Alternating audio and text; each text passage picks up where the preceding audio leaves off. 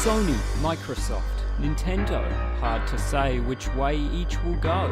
Bring the games and bring them hard. Don't care if it's disc, digital or card. I just want online, longevity and grind. The Metroid Prime 4 release will blow my mind. The Reggie memes, they'll come out swinging regardless of what it is Nintendo's bringing.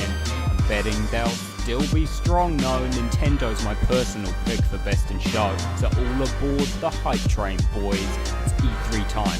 Let's make some noise! E3, come and talk to me. Yeah. As I spit these lines on mechanical beats, I wonder what the big three have got up their sleeves. We've got Microsoft, Sony, and old mate Nintendo. We've heard rumors of Escape 4, but what's more, a deep dive on The Last of Us Part 2. I know we won't ignore it, but explore it, and I just want to call spoilers on that. I just want to call spoilers. But Xbox is a big unknown this year. The boy Phil Spencer, always with the cheer. He seems like such a genuine dude, wearing sports coats and game shirts along with his crew. We give props to Ubisoft who pulled up their socks, giving us last year's wicked Egyptian themed romp, and Bethesda with their stuff shorter with sneer. Though PR man Pete Hines still has that murderous stare. Always with the murderous stare, Pete Hines. What did I do? What did I do to you, man?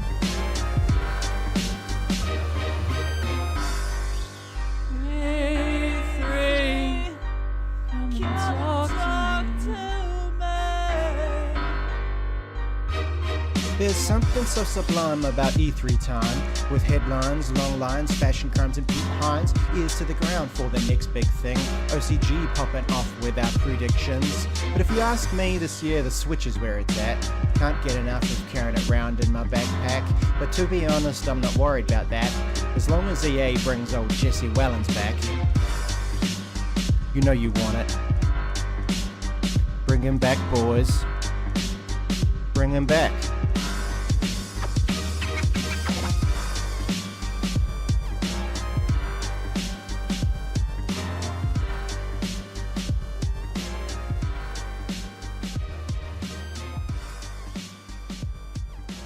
It was 2 nights before the fabled E3 conference, and the listeners were joined by me. My name is Abe Foster. Me, my name is Regan Harper. And me, my name is Balthazar Valentine. That's all I can manage with that sort of tone, to be honest, fellas. It's not the ASMR podcast, it's the Overcast Gamer Show.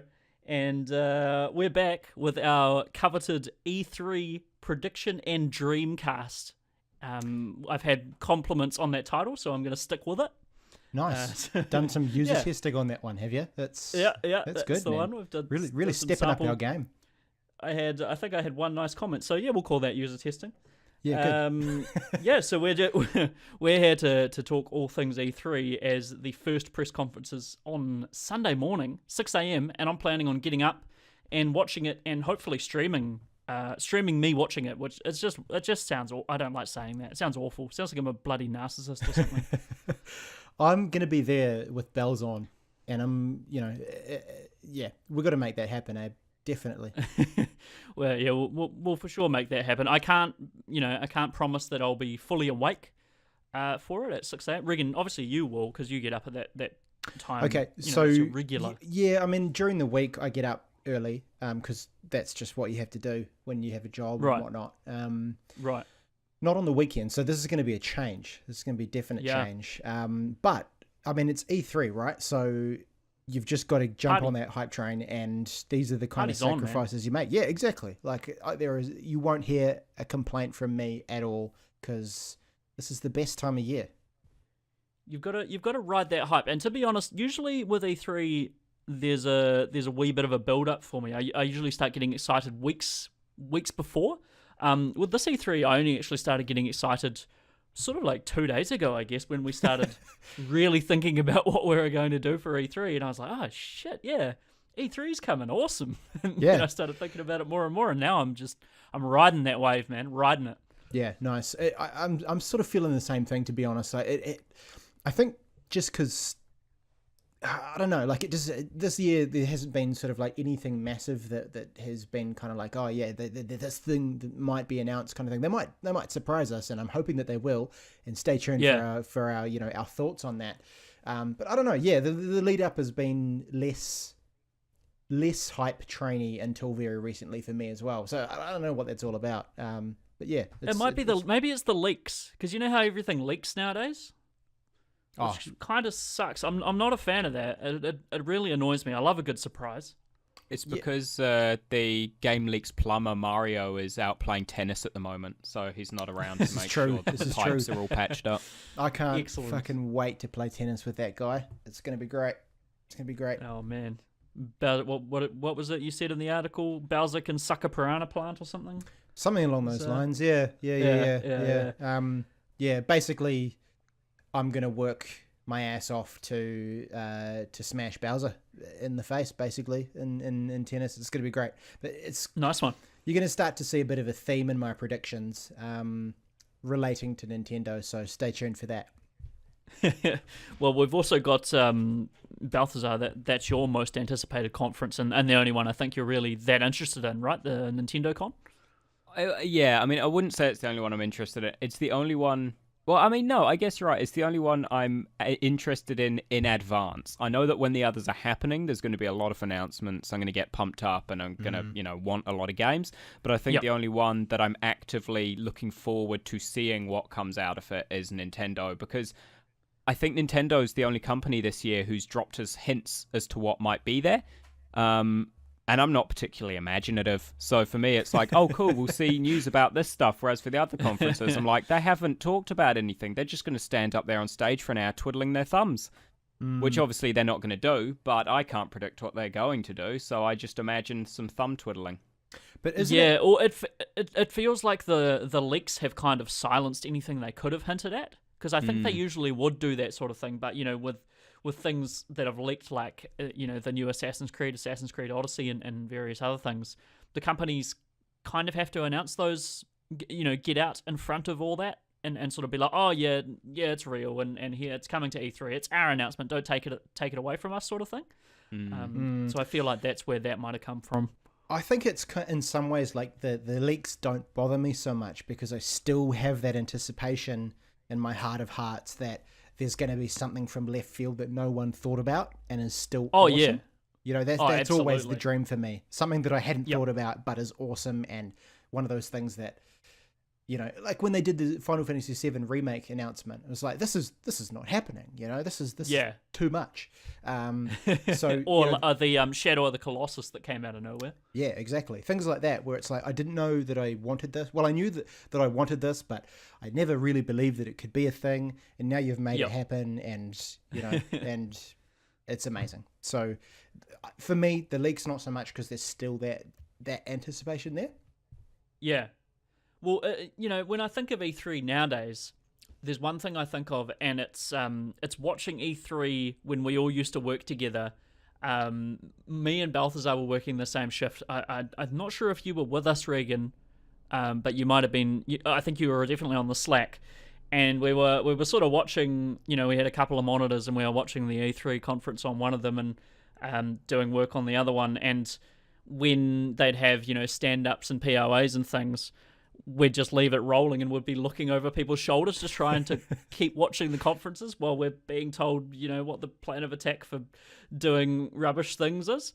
And that's burned into my brain because I thought I had a really fun time doing that and just trading announcement hype news and stuff on the Slack channel with you guys. And I remember the original Death Stranding trailer came on when we were having a POA. And I was like, oh my God. Like, I just looked at Balthazar and he looked at me and we're both like raging, eh? We're like, oh, why aren't we watching this right now? Why are we standing around with a bunch of people talking about work? Like, what? Yeah. This is not where my priority set is right now. Yeah. Yeah. Yeah. So that's what E3 means to me nowadays is that sort of thing.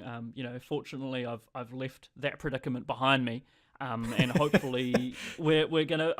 Hopefully, I'm never gonna have to do that again. Hopefully, I'm gonna be able to set time aside specifically to watch E3 as maybe that will be my job. That's the dream. It is the dream. And we're trying to. Well, technically, the dream would be not to set time aside, be able to set time aside to watch it, but to be there. Oh, so you're not even watching even more it. so. You're just there. Let's make that our goal. Yeah, that's actually a really good one, and always attainable. Always attainable. That E3 and Gamescom, which Gamescom's in August, and I'm pretty tempted to head along to that one. That's in Germany and Cologne, so it's not going to be too far away from where I'll be newly located. So yeah, we might be able to make that happen in the not too distant future. But let's talk about E3 because we have a lot to get through. We have a ton of predictions. We're going through each conference. We're going conference by conference. We're going to go through everything we think might be there, and then we're going to go through some dream predictions at the end of each conference as we get to them. So Yes. we'll crack into things with Electronic Arts. Now, Electronic Arts is having their conference on Sunday, 6 a.m. New Zealand time. And I don't know if you guys knew this, but Electronic Arts isn't actually calling themselves part of E3. They've got their event called EA Play. But it's happening during E3, and they're playing. It's happening on a Saturday, like American Saturday. So they are quite ahead of everyone else. But yeah, it's complete bullshit. Like, of course, they're part of E3. Why don't they just do it at the start of the year then, EA? Like, why don't you just do it then and see how you fucking go then? I had that thought the other day when I was walking around. I was like, what if people just keep going earlier and earlier, and eventually we just circle back around and we end up going later than everyone else? It's just like you go full circle and you're actually late. Anyway, I have a lot of spare time nowadays. Let's get to the first prediction for EA, which is, it's a pretty well-educated prediction, this one. Anthem, which is BioWare's big sort of Destiny killer that they're bringing out. We've vaguely seen at last E3, or was it the E3 before that? It was one of the two, and it looked pretty cool, but it had a really shittily scripted team exercise thing going on. Yeah. Like, oh, I'm on your 6 and all that sort of nonsense. So are you guys hyped for Anthem? Do you have any thoughts on this? No. Yeah, to be honest, no, neither. It's kind of 2 years too late, I think. Yeah. The time of that kind of game, I think, is past. We're in the age of the whole battle royale kind of thing at the moment, and it's true. Yeah. I don't know. It just seems a little bit late. They could prove us wrong. They could come out with some awesome stuff. They could, and it might be amazing. But yeah, I don't know. It's a little bit old. For me, I gave you guys my prediction back when it was announced and said that would decide whether or not I was interested, and that was effectively either Anthem would show enough stuff and get me pumped enough to want it and not buy Destiny 2, or it wouldn't and I would buy Destiny 2 and then I would never want to buy Anthem, and I own Destiny 2 now. So that's it. Like, the Anthem ship has sailed. I don't care. Because, you said, it's like the Destiny killer. But if I'm already playing Destiny and enjoying it, I don't need the Destiny killer. I'm playing Destiny. I enjoy it. I know that's a rare opinion these days to actually enjoy Destiny because, fuck liking what you like, right? But I enjoy it, and I'm not going to play Anthem over it because it is just more of the same. And if I want more of the same, I'll take the game that's accused as being the most more of the same game ever made. Yeah, it's from what they showed, fapping about in mech suits and whatnot. I'm not hugely, and it looks beautiful. Don't get me wrong. It looks absolutely gorgeous, and I'm sure it'll be fun in some way, shape, or form. But yeah, not really too into old Anthem, to be honest. It's BioWare, so they still might have some cool stuff in there. But I don't know. When have BioWare ever been known for gameplay over old school BioWare narrative storytelling?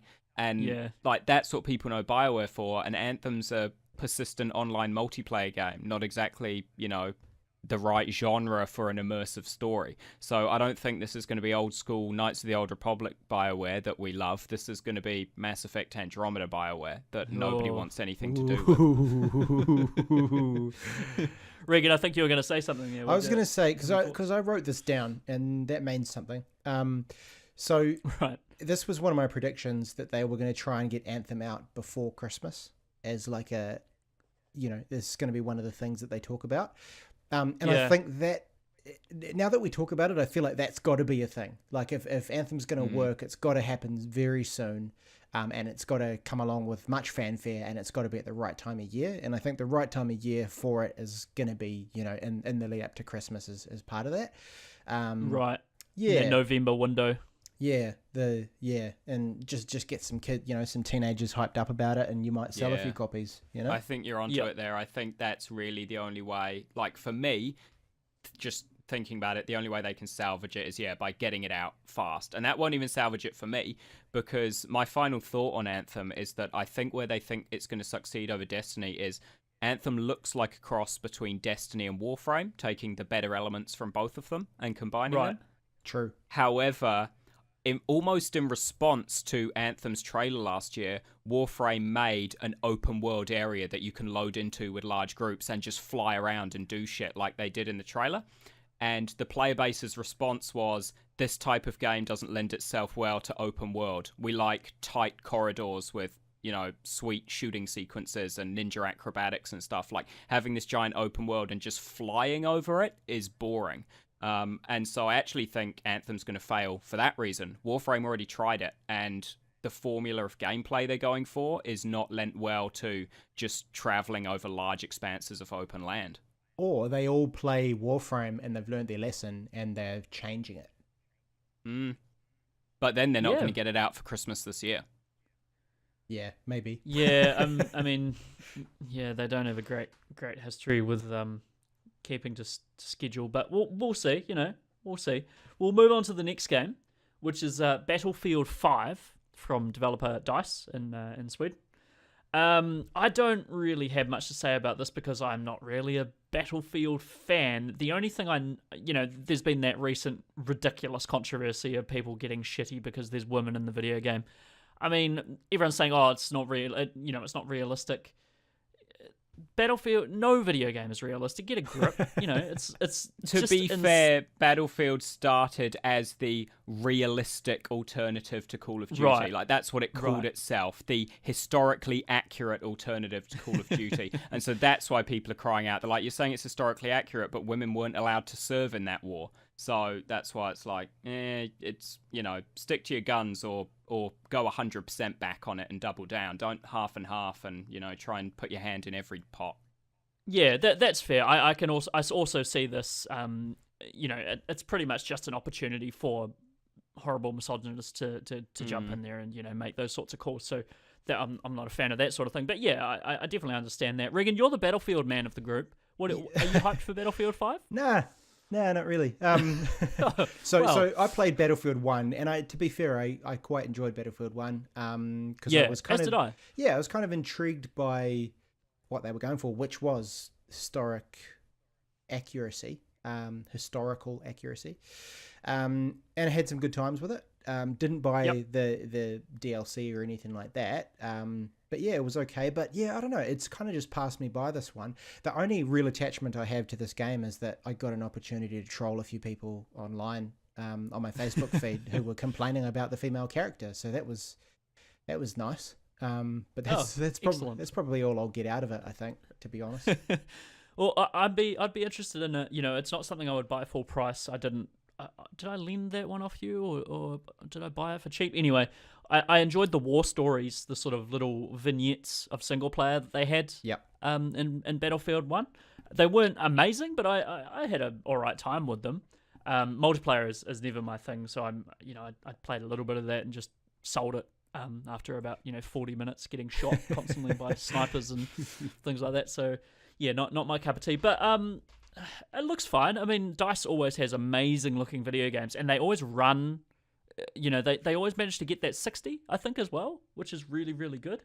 I think Star Wars Battlefront 1 hit that 60 and, looked gorgeous, as did Battlefield 4, I believe. But yeah, not too much to say about Battlefield. Next one I've just got written here, sports stuff, which I don't think any of us really care about. Yeah, this came up last time we did one of these as well, and I think the response is going to be the same, right? Like, sweet, another round of sports stuff. Yeah. The only thing that would be of interest to talk about would be something like the FIFA story mode they did, or the NFL story mode they did. I think it was like NFL long shot or something, which, you know, it's a different turn for those franchises, which in and of itself is interesting. But I didn't play any of them. I'm not going to go out and buy them for that or anything. So yeah, the sports section is usually where I go and make myself a sandwich, or you know, pop the kettle on and have a cup of tea. Yeah, totally. Exactly. Just zone out a wee bit and let some, you know, giant sports star come out and essentially just get handed a bag with a dollar sign on it by Andrew Wilson, and then just walk off again. Yeah. He'll come out and be like, "Yeah, let's shoot some hoops." It says like 3 words and then just walks back off the stage. It's you know, if EA can turn that stuff down, I think they're. I mean, saying that they started their last press conference with a marching band, so not too sure there's that much hope for them. I think there's like one direction that their conference is going to go in, and it's going to be that, you know, hey, you guys, remember that marching band we did last year? Yeah, let's do that, but dial it up. Like, just keep dialing it up. Oh, God. Just more drummers, more snares, more drummers. Or let's just go rock band. Like, forget about the acoustic instruments. I think. Oh, no. Yeah, can't wait. Or if they brought the Doom guy out, I'd be all for that. The Doom electric guitarist, the composer, I can't remember his name, but that was sick. The thing he did at the Game Awards. Anyway, Star Wars stuff I've got written here in brackets, loot boxes. So, do they have Star Wars stuff to announce? I mean, they have the Han Solo DLC for Battlefront 2 coming out. I think they don't have much goodwill in the Star Wars camp. Exactly. I think there's going to be a lot of kind of whimpering and groveling. Like, you know, I think they're going to be pretty open about, hey, we fucked up, and, you know, here's some cool stuff. I think that might even. You reckon they'll publicly apologize? I hope so, because that would be entertaining. I don't know, man. I don't know what they can do, because they already don't have loot boxes in Battlefront. Like, they never put them in because there was such the backlash. They were like, all right, cool, we're never going to put it in. Right. And there was always never paid DLC for Battlefront 2. Like, it was always, you know, this was their first game with the mentality, we're just going to release new maps and give them to you. When there's a new movie, we're going to give you movie-themed characters and maps and all that stuff. So I don't know what they can come out and do that they didn't already promise they were going to do. Like, delivering on a at this stage, delivering on a promise won't restore any faith. I think they just can have either to come deliver out on it or not. And if they don't, no one will be any more disappointed than they already are. And if they do, cool, no one really cares. Like, I tried to play Battlefront 2 the other day because I have it on PC. Yeah. And I couldn't. Not I couldn't as in, you know, things are. I mean, literally, I went multiplayer. I went Galactic, whatever the mode is, the, you know, 64-player mode that you actually play in that game. Yeah. And it waited for a while trying to find me a game, and then it was like, game found, putting you in the lobby, and then it put me in a lobby, and there was 1 out of 64 people in that lobby. And I sat there for about 5 minutes, and no other single person came online. So I quit, and I was like, cool, I guess this is literally a dead game. Like, people throw the phrase dead game around, but on PC, there are literally 0 people playing that game. And this was, I mean, yeah, it's New Zealand time, so it's always a bit different, but this was like peak New Zealand time, you know, this was like 8 p.m. on a Friday evening or something, where I just felt like, I wonder if, you know, I know EA fucked everything up, but the gameplay was fun. It was an enjoyable Star Wars shooter, so fuck it, I'm going to play a few rounds. And then, I could not. That's incredible that it died so quickly. Crazy. Yeah. Oceania not having a bar of it. Deserted their servers. So it'll be interesting to see what sort of Star Wars stuff they talk about. Now, I'm trying to remember. So all the Star Wars games that we've been hyped about have been canned, right? So Star Wars 13, 13 got canned. There's an RPG being worked on, isn't there? Is that still in the works? Did that not get canned as well? I think it might still be in the works. So Respawn were doing one, the Titanfall guys, and then Titanfall got acquired by EA, and then a whole bunch of the Respawn devs left. And then Amy Hennig was doing her Star Wars RPG, I believe, with Visceral. And then Visceral got acquired by EA as well. And that sort of fucked everything up there. and Amy Hennig left that project too. So I don't know if that RPG is still going or if it's been just completely scrapped. Disney, I don't think, are very happy with EA at the moment, it's suffice to say. And I remember hearing something like Bob Iger, the CEO of Disney, had given Andrew Wilson a call personally. Didn't say what was said during that call. But man, imagine being on the phone with the head of the biggest company in the entire goddamn world, and them sort of chewing you out. Yeah, just having him go, come on, mate. Like, we trusted you on this. Yeah. Yeah. Yeah. So, I don't know. Well, maybe they'll downplay the Star Wars stuff. Who knows? That might be quite a good move. If they sort of just talk about Battlefield and Anthem and just be like, oh yeah, and there's some Star Wars. It's over there, but you know. So anyway, we'll got a few more here. Some sweet indie platformer puzzle things I've got written here, such as A Way Out, Fae, or Unraveled. So the Garni game, or there'll be some Joseph new ones, Fares right? game. Like they'll have something bubbling away in their like indie thing, whatever it is that they do. What's it called? EA art or something? I don't know. Yeah.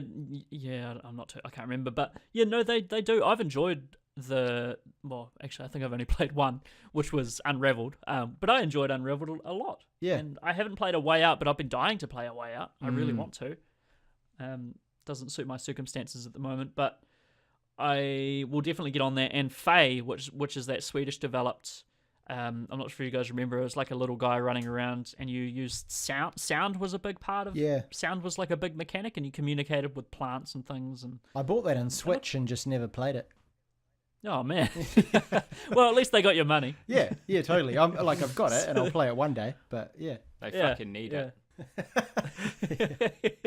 So that's the end of my predictions for EA. Do you guys have anything else? So, nothing that isn't just pie in the sky stuff. Are we doing that now? Should we do that? Well, if you guys have nothing else, then we'll get into dreams. Yeah, for sure. Regan, do you want to start us off with your dream predictions? So, I want to see something on Switch from EA, and I want it to be made a big deal.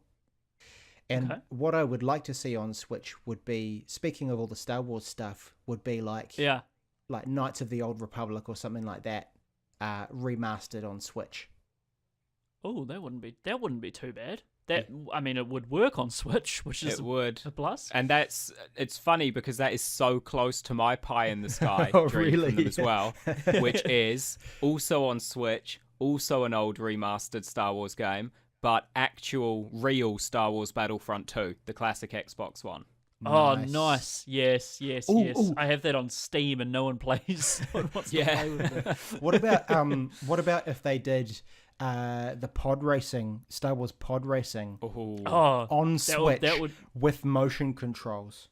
Combine them both as well, the original N64 racer and the PS2 Racer Revenge sequel. Just all the racers, all the maps, everything together. Now we're fucking talking. Which one had the big heads on the front? Everyone had big heads. Oh god, that was Super Bombad Racing. Yeah, Super Bombad Racing. That's the one. The Jar Jar Binks themed Star Wars racer, the one that everyone loved. And then it turned out that if you look up on the Star Wars Wikipedia thing what Bombad means, it's basically a colloquial term for super, so it was just called Super Race. That is brilliant. Fantastic. Obviously a lot of thought and effort put into that title. But yeah, Balthazar, do you have any other dream predictions? No, it was just at real Battlefront 2. Nice. Primarily, I'd love it for Switch, but really just at all to say, hey, we know we fucked up with Battlefront 2, but we got this new idea. We're going to re-release Battlefront 2. And everyone will be like, what are you on about? And then they'll show remastered footage of fucking General Grievous fighting Obi-Wan, and it'll be like, oh, real Battlefront 2. That's what I want to see. Imagine if they were that sneaky that they sort of retconned the entirety of the new Star Wars Battlefront 2 and just replaced it on all their digital storefronts with the old Battlefront 2. They're like, I don't know what you're talking about, that new Battlefront 2. I don't think anyone would complain. If the online servers worked and people were playing OG Battlefront 2 again, I don't think anyone would complain. I'm in complete agreement with you there, Balthazar. I've got a couple of dream predictions for EA. So my first one is Titanfall 3, which, as I mentioned, Respawn has disbanded. Respawn is no more, or at least a lot of people have left Respawn, their sort of absorption into EA. So Titanfall 3, I think if we get anything from Titanfall, it's going to be some scuzzy, like, free-to-play battle royale Titanfall. So online only, like, gross shell of its former self Titanfall. Just tearing. I'd rather have nothing at all. Tearing the soul out of the franchise. Yeah. Yep. So Titanfall 3. If we got a full Titanfall 3 with, you know, as creative as Titanfall 2 was, man, what a game that is. Skate 4. Now, so this is still a dream prediction. There was news the other day that someone figured out, I don't know how they figured this out, that the Skate 3 servers had been turned back on PS3. So who the hell is still trying to get online on Skate 3 on PS3? Beyond me. But they figured it out anyway. I reckon what happened was that, like, EA were just trying to make some money, so they sold some old hardware, and one of them happened to be the old Skate 3 server. And so so some guy who bought, like, an old server rack or something from EA took it home, plugged it in, booted it up just to see what was on it, and then the server went back online. I think that's what happened. Old Joe Blogs in, like, Minnesota or something, who checks every day to see if the Skate 3 servers are back on. His heart was shot. Yeah. After he got booted, but it came on for a few seconds and then it was. Yeah, and the guy who bought the hardware's just wiped it now. He's like, oh, this is bollocks, and just wiped it. And it's just all gone. Oh, that just made me sad, Regan. That just made me sad. But yeah, Skate 4, you know, it could happen. The only other thing I had on here as a dream prediction is loot box acknowledgement and regret, or just not even loot boxes, just microtransactions, star cards, you know, all that shit. But I don't think that was ever. That's why I was so surprised, Regan, when I asked, will they actually apologize? You're like, yeah, I think they'll apologize. I don't know that I don't think they'll stand up and go, "Hey, we're sorry," but I think there'll be a level of, like, trepidation, tail between their legs, sort of thing. Yeah, exactly. There'll be a tone to the whole thing. Yeah. Okay. Well, we'll see. I don't think EA is the sort of company to acknowledge any sort of flaw or mistake. So, we'll see. Microsoft is the next conference. Microsoft is on Monday, 8 a.m. New Zealand time. And the first prediction I have for Microsoft, because Microsoft's actually a bit of an unknown this year, which I'm really excited about. So I've got a few things that I think might show up, but there's a lot that they could have new IPs and things, which is really exciting. So the first thing that I reckon will be there is Gears of War 5. Now, I'm not at all hyped for this. I really enjoyed my time with Gears of War 1 and 2. I don't think I ever played past that. I played both of those co-op and really enjoyed them. Have never owned a... I owned a 360, but I've never owned any Gears of War past those. So Gears of War 5, you know, cool.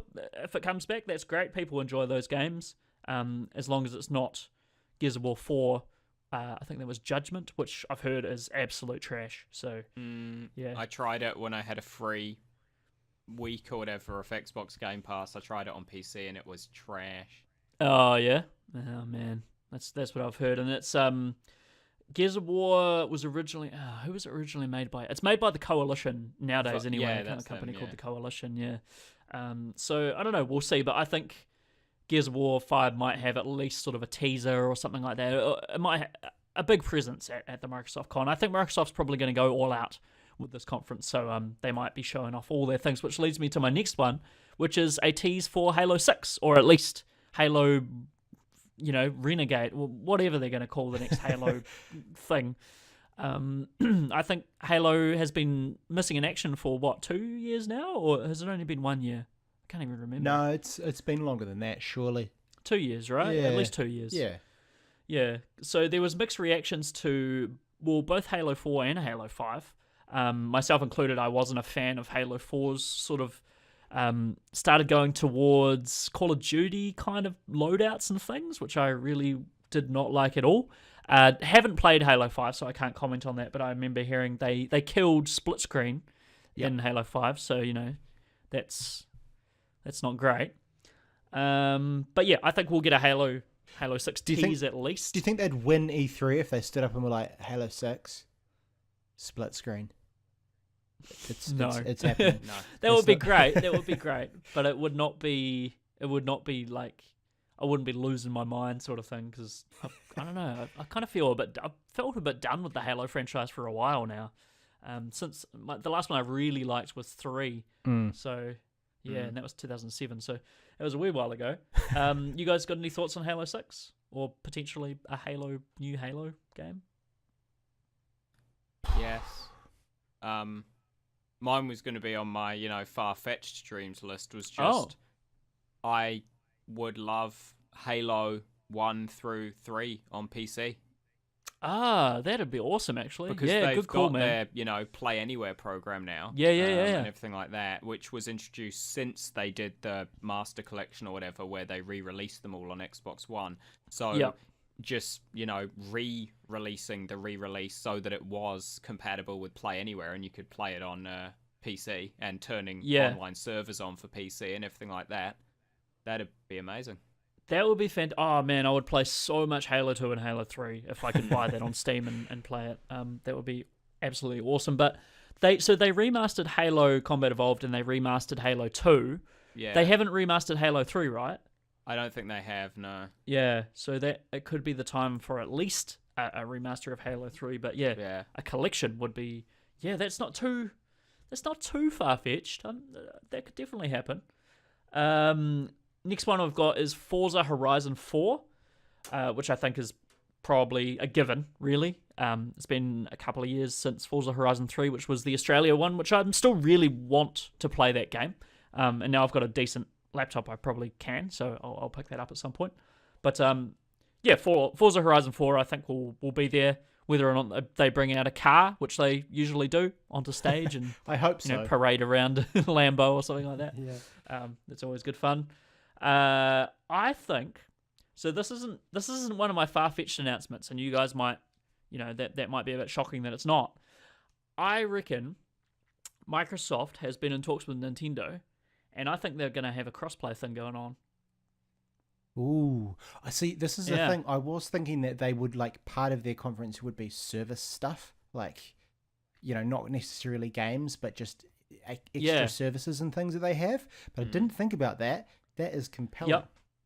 I don't think there's, Microsoft and Sony, it's never going to happen pretty much. I think at this point, in a perfect world, but we don't live in a perfect world, do we? So Microsoft and Nintendo, I think that's entirely possible. They wouldn't take away from each other's market share. They're not competitors really. They're operating in completely different playing fields. So I think that's entirely possible. What? Yeah. So what games would be playing across platform? You could do Rocket League, I guess, is the go-to. Yeah. Which came in on Switch. What would really excite me if they got crossplay going is that Rare could be returned to Nintendo, or at least playable on Nintendo consoles again. Yeah, that's the thing, right? They don't have to return to them, but Nintendo can't re-release a virtual version of GoldenEye 64 for play on recent systems because Rare own it, and Rare are owned by Microsoft now. Yeah. So they're not allowed to. But if they were in partnership with Microsoft, they would be allowed to re-release or remaster GoldenEye 64 for Switch. This is definitely a dream prediction now. But this is going to happen. This is going to happen. So that one could happen, but this one couldn't. What if you could stream any Nintendo game on your Xbox? That's not. I know that's just absolutely insane, but never know. Ooh. Then you can stream it on your PC. Then you can play Switch games on PC, beefy, and run them. Would be so close to a utopia at that point. Yeah. PlayStation is just holding out and being fucking sticklers. Yeah, it's never going to happen though, right? Because there's so many reasons why that's never going to happen. But it's never going to happen. But the crossplay is entirely possible. Yes. I think. Yep. I think that's. So that's a bit of a wild prediction. It's not a dream. I didn't quite make it into the dream predictions, but I think it's entirely possible. So next one, super interesting. I think Cyberpunk 2077, is going to be shown at the Microsoft conference. Yep, I think that's going to be one of Microsoft's big big things, big sort of tent poles of their conference as Cyberpunk 2077. Sorry, See, I'm in simultaneous agreement and disagreement with you. I agree that Cyberpunk 2077 will be a part of Microsoft when it is shown, but I have no expectation for that to be this year, because everything we've heard recently has been that there's been a complete freeze on the development, and CD Projekt Red have not looked at it for quite a while. What would they be doing then if they're not doing what? Great. I don't know, but everything about them recently has been about how they haven't been working on Cyberpunk 2077 because they can't, because they're afraid to, because of the success of Witcher 3. Okay, so I've got some news. I just learned of this today. Journalists, including those from Kotaku, Game Informer, and a few other places, have appointments booked at E3 to view CD Projekt Red's quote-unquote secret game. A secret so game. the plot thickens there. If it's just fucking Thronebreaker, I'm done. Get out. So I'll back up my claim of Cyberpunk 2077 at Microsoft conference with the fact that Microsoft has a history of showing they originally showed The Witcher 2 has been on 360. They showed The Witcher 3. I also think the Xbox One X, I don't think Cyberpunk is going to be this gen. Or it's not going to be on the PlayStation Pro. Let me put it that way. It may be on the Xbox One X. It's not going to be on the PS4 Pro. It's not going to be on the vanilla PS4. I think the Xbox One X is the only place that is going to be able to show off that game, apart from obviously PC. And that's why I think it's going to be shown at the Microsoft console. I think it would do Microsoft a world of good. It would give the Xbox One X a massive push, and it would give CDPR a way to show off that game as well as it possibly could. I think they would really carefully need to handle the messaging around that, though, because there's a big market of people that they would be cutting out of the game with that. So they'd have to be really careful about how they... I think, if there's anyone we don't need to doubt the ability to communicate things well at CD Projekt Red, it's what they do. Yep. I'm in agreement that it would be Microsoft, and my reasoning is very similar to yours, Abe. It's not necessarily, I don't think it's that the PS4 and the PS4 Pro would be cut out and they wouldn't be enough to run it. My thinking was more that the One X is the most powerful console out there at the moment, so it would be best to showcase it. As you said, there is the history of Witcher games having been on Xbox, but also Microsoft's actual stance themselves in their marketing of games is, since the One X, they've never been like, hey, come to us because we have all these sweet exclusives. That's always been PlayStation's stance. Their thing has always been, we are the best place to play games. If you just want to play a game with a console and not faff about with a PC, you're going to have the best experience on the Xbox One X. And I think that's why they will be showing the big cross-platform titles, because that's their push. If you want a multi-platform title, play it on Xbox, because it's better here than it is anywhere else, kind of thing. Right. And that's why I think they'll be showing Cyberpunk when it gets shown, but I still don't believe that's this year. I'm pretty convinced their secret title is going to be Thronebreaker, and I'm going to break my monitor. Well, yeah, I suppose time will tell on that one. I have a good feeling. Boys. I'm thinking this might be, or there's been murmurings. About in the old Cyberpunk camp. So I don't know. I have a good feeling in my heart. So the last one I've got before the dream predictions for Microsoft is Crackdown 3. Now, Crackdown 3 we haven't seen for, I would say, 3 years now. It was delayed again the other day. It was 2019, isn't it? It's coming out now. Wow. Yeah. What is that? Oh man, that's rough. Yeah, I don't know what's going on with that game. I feel like Microsoft can't cancel it. I think they probably would have, but they have a history for cancelling games, and I don't think it would buy them any goodwill. So I think that's probably why they've delayed it. With things like Scalebound and things they've just axed for one reason or another. So, do you reckon we might see Crackdown? It can't be that far away from. It must be an alpha. So, We got something to show. Like, yeah, maybe. I think if it's been touted recently as being delayed, and it sounds like that's been confirmed. yeah, I think there'll be something there just to keep the hype train going for it. Just so Yeah. because otherwise people will just be like, nah, it sounds like it's shit. It's been delayed so much that they obviously have no faith in it or something like that. So I think they'll have something Yeah. there to just to keep people on the bandwagon, I guess. Well, what they could do is they could spin the delay. So Crackdown 3 has obviously never had a release date. They could spin the delay into, hey, here's a release date. February 23rd, 2019, and that would be a good way to do it. As opposed to coming out and saying, hey, it's been delayed again. It's been like, hey, no, this is when it's coming out. We never gave you a date before, so you have nothing to be angry about. Yeah, we could do it like that. So I think Crackdown 3 will make an appearance, if but brief. But I'm not sure those developers will be getting projects from Microsoft again, even though I'm sure they're very lovely people. Sounds like that might have been a bit of a troublesome one. So dream predictions, boys. Regan, do you want to tell me your dreams, man? Here's my dream prediction, and see if you can spot the trend on after the second one. So a new IP, it's on Yep. Switch, and Yep. I want it to be a fighting game Ooh. that features Master Chief and Marcus Phoenix. That would be. It's on Switch. Why is Microsoft developing titles for Nintendo now? What is going on? I don't. You said pie in the sky. You said pie in the sky, Yeah, and that's that's what I fair want. enough. That's what I fair want. enough. Can you pitch me a title for this game, please?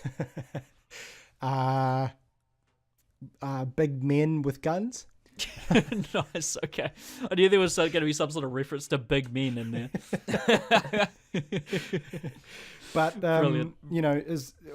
okay, maybe not that game on Switch, but maybe with all of this talk of cross-play and whatnot, maybe they'll port like Halo. Master Chief Collection on Switch. Yeah, something like that. Yeah, there you go. That'd be great. Good stuff. Good stuff. All right, Regan, you got any others? No, that's me. Just the fighting game. Just that one? Yeah, big men with Okay. guns.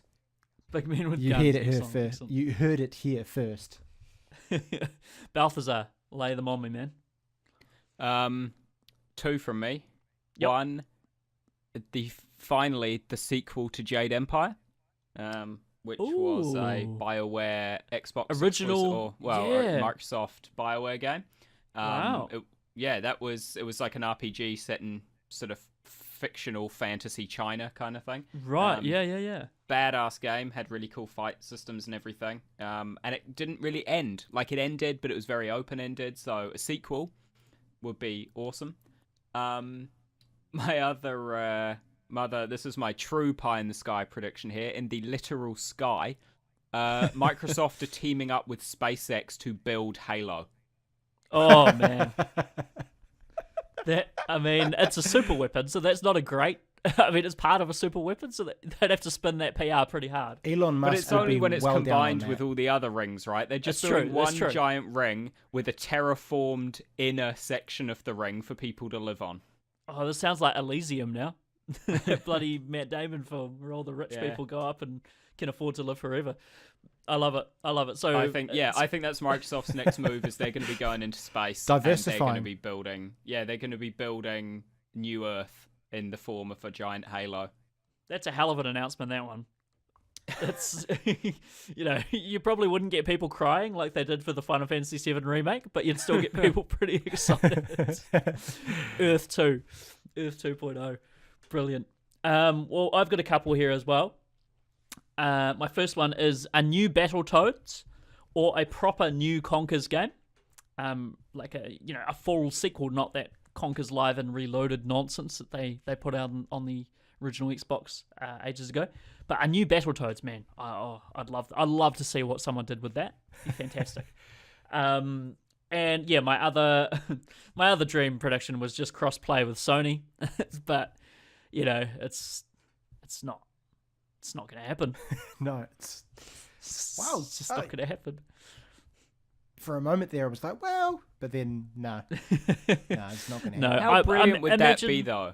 Not the crossplay itself, But if Sony finally decided to rewrite their absurd fucking internal rules they have to allow the crossplay, and then Microsoft steals it from them and announces it at their conference, that would actually be fantastic. I would love that. I would also love if, say, Phil Spencer got up there and then he's like, "I'd like to welcome to the stage a very special guest," and then Shuhei Yoshida came up and they just like hugged and they're like, "The war is over."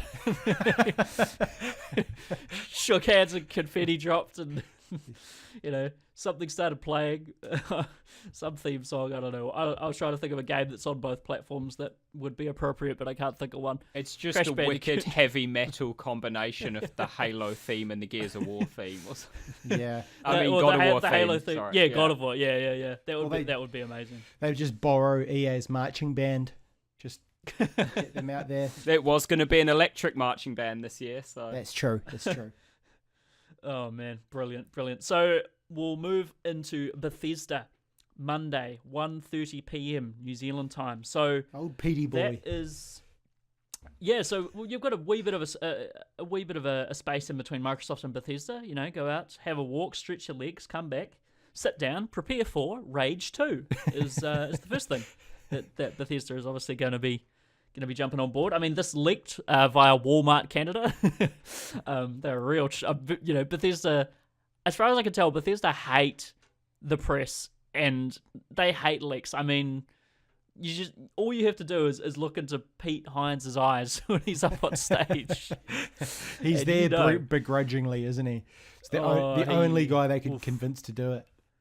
Man, on Danny O'Dwyer's most recent documentary on Bethesda, which is fantastic, everyone should go watch that. They talked to Todd Howard, and when they mentioned people like Kotaku and other people who games journalists who sort of spread the leaks and that he just grits his teeth and he's just like, yeah, it happens, but you can tell he just wants to be like, fuck those motherfuckers. It's quite brilliant. But yeah, Rage 2. So Rage 1, when it came out, I never played it. It was developed by id, and it was quite poorly received, if I remember correctly. Did you guys play Rage, or do you remember much about it? No, I mean, I remember a friend. I think I've talked about this on a previous podcast. Where a mate of mine was like, "Yo, man, like you should check out this game. Like it looks real good." And I looked at it, and it just looked like a bland, sort of dystopian shooter, and there was nothing special about it. I don't know why it's such a big thing. I'm a bit miffed. To me, it looks like Borderlands, but not cel shaded. Like it's pretty much just that, as far as I can tell, or maybe with some Mad Max and some, edgy quote unquote humor thrown in there. Well, I suppose Borderlands was always trying to do that as well. But Balthazar, you got any thoughts on Rage 2, man? Nah, I mean, Borderlands without the cel shading is just dirt. Like dirt ground, dirt coloured buildings, dirt coloured guns, dirt people. Like it's just dirt. Everything is the same colour. It's boring. Like, I mean, I was never a huge fan of Borderlands anyway. The humour in the interactions was okay. And if you had some friends to play it with, it was okay. But it wasn't really a good game. I never really understood the success of Borderlands. I mean, I guess because it was the first big looter shooter, so it started, that whole genre, which it can be good.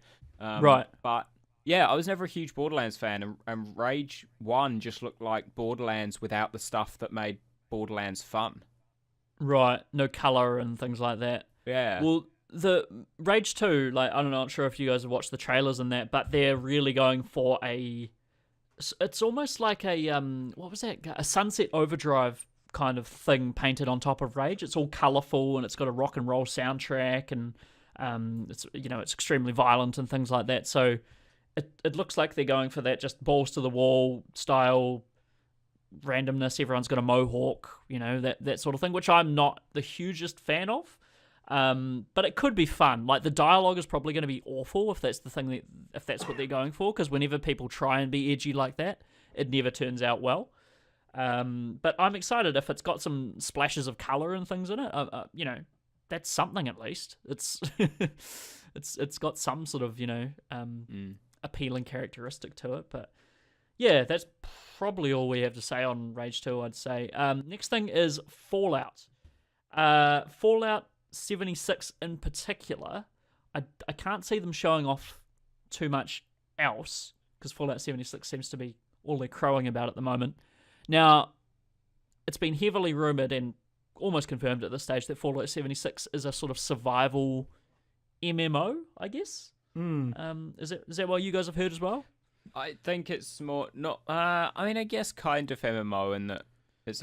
I believe since it's a survival game, it's probably going to be along the lines of Ark and Rust and stuff like that. Oh, where, right, okay. It's like got permadeath kind of thing, so you just make your character and you survive as long as you can in the world, and you interact with other players, and they're all dicks who kill you straight away because they got better stuff, and then you start again. Like, that's what I imagine it to be. I don't think it'll be MMO in the sense of, you having a character that you can keep coming back to and getting better. I think it's going to be a permadeath survival game, personally. Gotcha. Well, I'm all for that, because I actually quite enjoy that concept, permadeath, because it makes the stakes, quite high, and it makes you think about everything you do. And so if there's a Fallout version of that, I'd give that a look in for sure. Do you think it will be free to play? No. No way. No freaking way. I mean, this is still Bethesda. I mean, if it's a game where you can do anything and be anything you want, they're not going to let that be free, are they? You're never going to let that go, are you? What was that, Fallout 4, right? Fallout on the back 4, of the box? yeah. I've still got it. I've still got that fucking case, just for that fucking insult, just to remember it forever. Go anywhere, do anything. Just to remind you of your love of Bethesda. Yeah. Go anywhere, say any of 4 options. But yeah, I don't know, Fallout 76, I really love, and all Fallout games, I love the parts where you're in the vault and then you emerge back into the world after it's been destroyed. That's pretty much my favourite parts of those games, generally right at the start.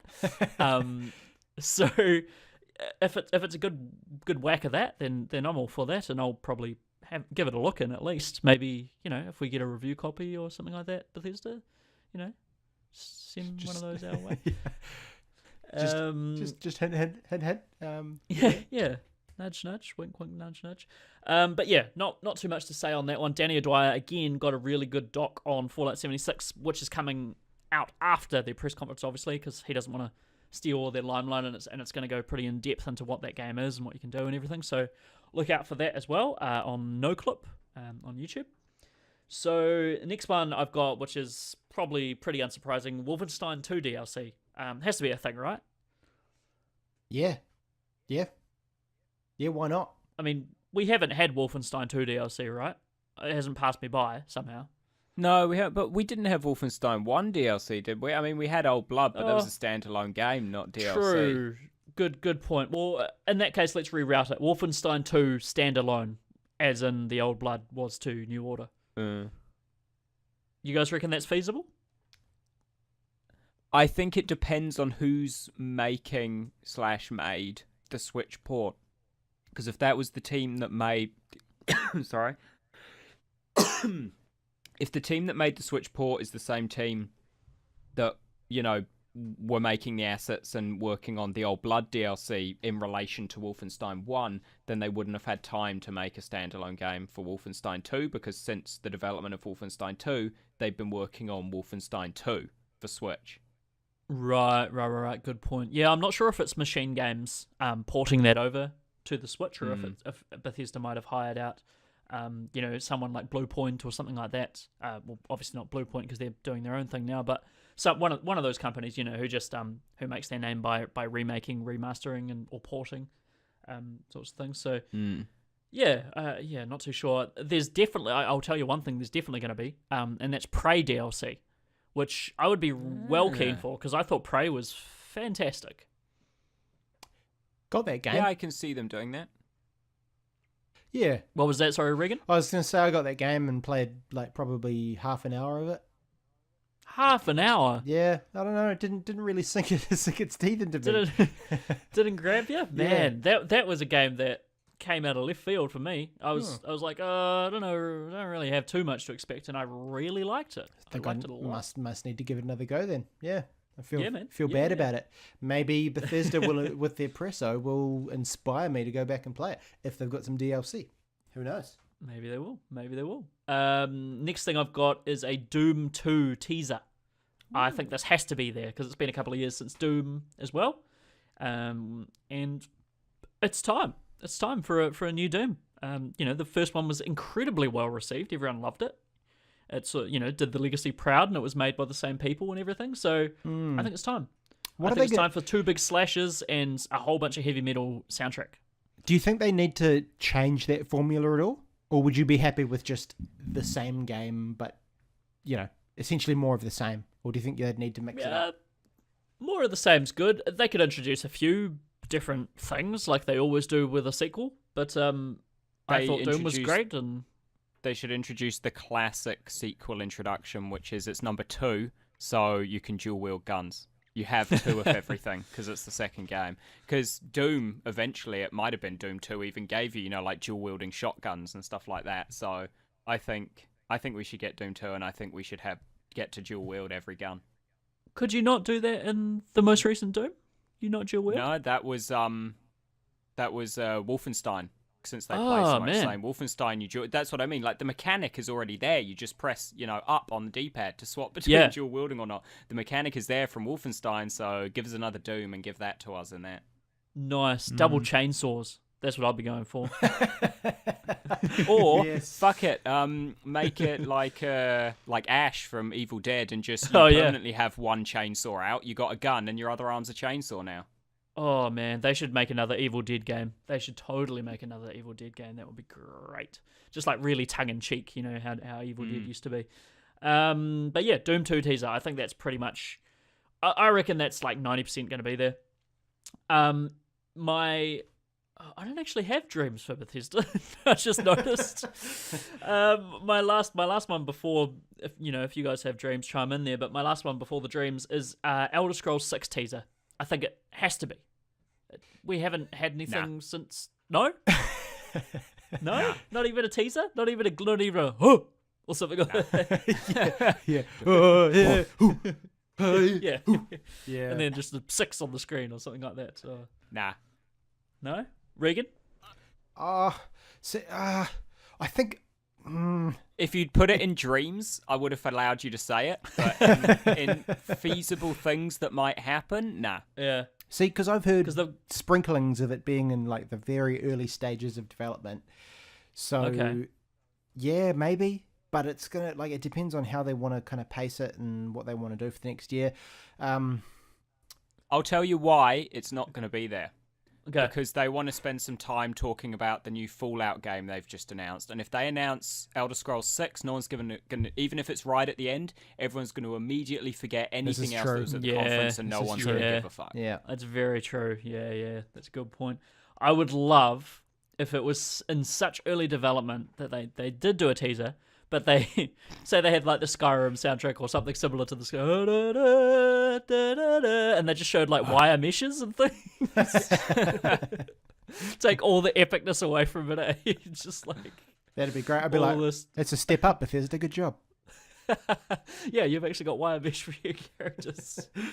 What could they do? So, let's get to your guys' dreams because my thing might be actually what I'm thinking of. Probably is one of your guys' dreams. Go ahead, dreams, fellas. So I have 2 dream predictions for Bethesda, and the one I'll do first, Abe, is the one I'm going to pick it first because I think it might be what you were about to say, which is for them to mention a new engine. Yeah, that's exactly what I was thinking of. I think, if anything, they'll tie this into the talk about Fallout 76. They'll be talking about 76, and then they'll, bring up at some point. As you can probably tell from the footage we've shown you so far, this has all been rendered in our new game engine or something like that. I think they'll actually show us it. I think Fallout 76 will be built on the new engine. I mean, not think, but as in, this is my dream would be that, they've already built 76 on the new engine exactly as the test run, and we'll actually get to see what it's going to look like and how it's going to run.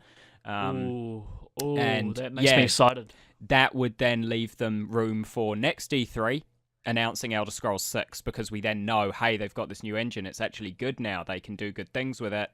boom, Yep. Elder Scrolls 6 is going to be on the new engine.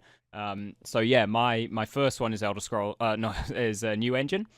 My second is, and this is just a like, fuck you, Bethesda. This isn't like, oh, I'd love for them to announce this because I personally would enjoy this. I think it'd be great if they just step up and go, we're turning off the servers for Elder Scrolls Online at the end of the year. And that's it. They just released an I expansion know, right? for it. I think it would What be a great. fuck you to the people who bought the expansion. Yeah, just be like, it's not doing well. We realized stepping into the MMO market was just not a great idea. We're gonna turn off the servers. My at partner the end of the is year. like literally sitting in the room next to me playing that game right now. Well, she won't be come June. Yeah, Will come next week. You can tell her from me. It's going off. My prediction is servers going to be shut off at the end of the year because they need to focus all their development time on Elder Scrolls 6, and they can't be dealing with a constantly update needing MMO. Oh, and the card game. They'll probably shut that down too, because did that even go anywhere? Did that even release? I don't know what's going on, but get rid of that thing. Yeah. We won't get another Bethesda Banshee if they shut down the. We won't get another call from the woman we aptly named the Bethesda Banshee, who was screeching all throughout the Elder Scrolls Online announcement. It'll just be We the might sound get, she made last year, but in reverse. Oh god, that sounds absolutely haunting. I was going to say we might just get shrieks of agony instead. We'll just see her So- melting we into could a start a to- bubbling puddle on the floor. Probably sound pretty We similar. can start to build up a soundboard. Yeah. Bethesda Banshee happy, Bethesda Banshee unhappy. Indistinguishable. Good work. from what Excellent. So those are all of your dream predictions, Balthazar? Yep. Okay, Regan. Cool. So I want to see Fallout New Vegas on Switch. Ooh, that's not too much of a dream, I don't think. That wouldn't be too hard because Bethesda own that, right? Obsidian developed that. Yeah. But Bethesda obviously Pretty own sure it. they own Yeah. it. Yeah, they own Fallout, Yeah, right? Like yeah. the whole thing, and Obsidian just kind of did the dev work for them. Yeah, they they made the game essentially. They gave them the assets and said, Yeah. "Hey, make us a Fallout game," and they're like, "Cool." Well, and apparently they made one better than Fallout 3. So, Yeah, but yeah, that would be my pie in the sky, and it's potentially not as pie in the sky, but the key there is that it's on Switch. Right. But that's okay because Skyrim's on Switch, so that should be easy. Skyrim. Do you guys think Skyrim will be announced for any other device? Oh my god, I really iPad hope not. Pro. Posters or Well, actually, iPad Yeah. Pro. It's not on there yet, and those things are probably powerful enough to run it. I think they're more powerful than the PS3 was. So I think I heard or saw someone on Reddit today say that they were going to announce Skyrim on iWatch. Oh, yep. Which That would would be be good. great. Yeah, a lot of Yep. squinting going on there. What they should do is team up with LG or, I guess, Sony, and install it on all new televisions, like they do a Appliances. freeware just an integrated app, Freeview. Sorry, yeah, like a smart TV. But you have one game on there, and it's always Skyrim. It becomes the new Snake. I was going to, yeah, I was going to say they should put it on all new appliances. Oh yeah. So even like better. you buy a new fridge that connects to the internet, and you can play Skyrim on your fridge. I was thinking, like, have you seen Popstar Never Stop, Never Stopping? Yeah, where he love puts it. his Love that album film. in the fridge. It's Yeah, like you just open so your fridge, good. it just goes ba ba ba ba ba ba ba ba ba ba ba ba. Oh man, that shout out to that film. It is so underrated, that movie. I absolutely love it. Also, I forgot I had a non-dream prediction. Something I think they might actually bring up is it's gone again. Dishonored 3. Oh, nice one. Yeah, Arcane. Interesting. So Arcane is working. They did Prey, so they're working on the Prey DLC, obviously. But I think that studio is probably big enough that they could be. I think they one part might, of them. talk about something Dishonored related. Maybe not 3. Maybe a Switch port of 2 or something. But it's been a while since there's been any talk about Dishonored, and that game franchise has a strangely hype fan base. It does. So yeah. I wouldn't be surprised if I kind of think they might announce something Dishonored related. Yeah. I've never been a Dishonored fan. I never really understood the hype behind that game, but each to their own. That's fine. I tell you guys about so- my experience with that game. I bought the remaster on PS4. Yeah. Right at the start, you wake up in a prison cell. I opened the cell, and the guard who was standing outside clipped through the door and got stuck halfway through it. So his ass was just like sticking out, and I couldn't leave the jail cell. And when I opened and closed the door, his ass just jiggled up and down, and I quit the game and took it out, and I've never played it again. That's my experience with that game, and I traded it back in straight. Like that's it. That's my experience. It was with never gonna get better than that, Balthazar, in terms of actual gameplay experiences. So that's the end of part 1 of our E3 predictions and Dreamcast, folks. Thank you for tuning in. We will have part 2 up either simultaneously or very shortly after part 1. So check back on the YouTube channel and your RSS feed and iTunes for both parts of our predictions cast. Until then, we'll see you later.